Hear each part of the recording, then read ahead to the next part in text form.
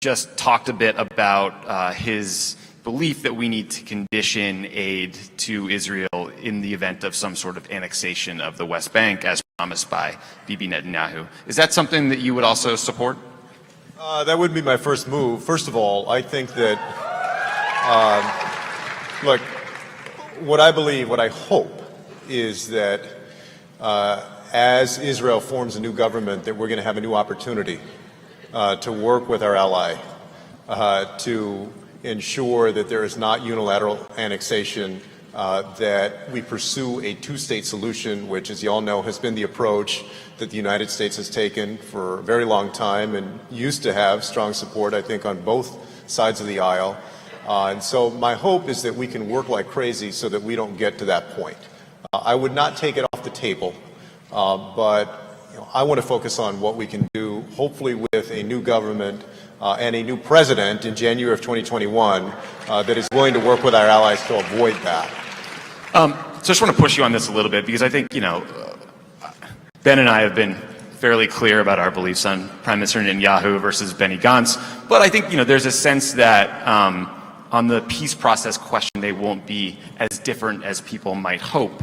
And, historically, you've seen aid be conditioned in many places, including on the Palestinian Authority, to pressure them into incentivizing behavior.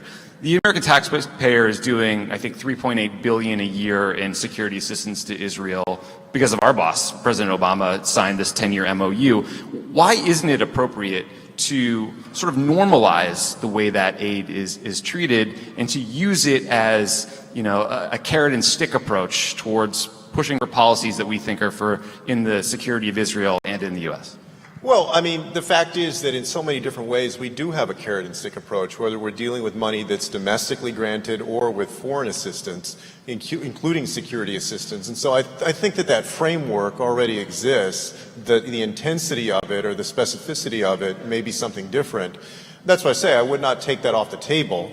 I do think, though, that we need to use this opportunity that we have, hopefully with the new Israeli government and with a new administration, I believe, in 2021, to do everything that we can to get Israel to go back in the direction of pursuing a two-state solution so that we can avoid having to condition our aid on that. I completely agree with you that I believe that Netanyahu has been counterproductive, to say the least, and has partisanized Israel for a lot of people here in the country, which was a terrible mistake that was made a few years ago, and that we need an administration over there, a government over there that I hope will be more productive and engage in getting back on a track of a two-state solution, because it's very clear that Netanyahu, not only has rejected that, but has actively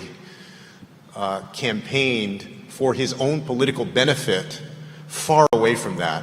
And I disagree with his approach, and I reject it. And I hope, even though, as you point out and others have pointed out, that Benny Gantz may not be very different, I still hope that there's a way that we can avoid the path that Israel has been on under Netanyahu.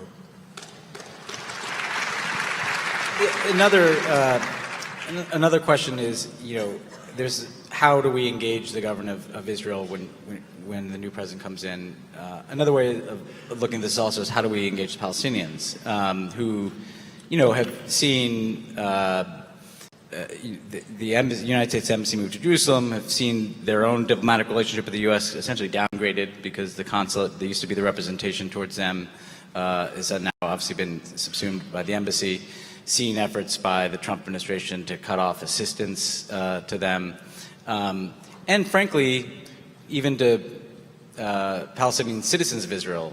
There's been a prime minister of Israel who's been fully embraced by the U.S. president, who's used very derogatory language about Palestinian citizens of Israel.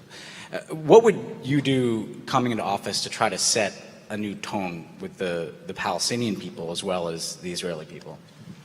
Number one, the Trump administration has made a mistake in putting its finger on the scale so much in line with Netanyahu and his administration.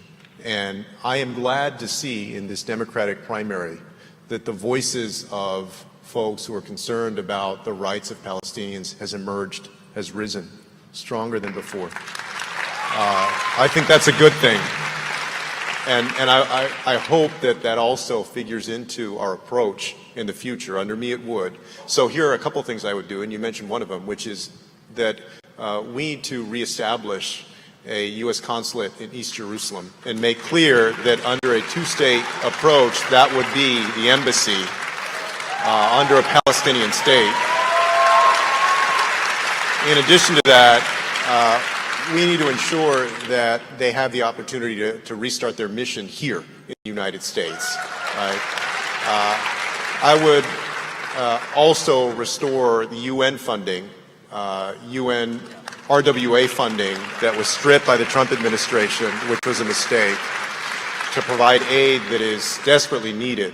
Those are the kinds of things that I believe the next president could do immediately to regain some trust, rebuild trust and confidence among Palestinians, in addition to taking a different tone.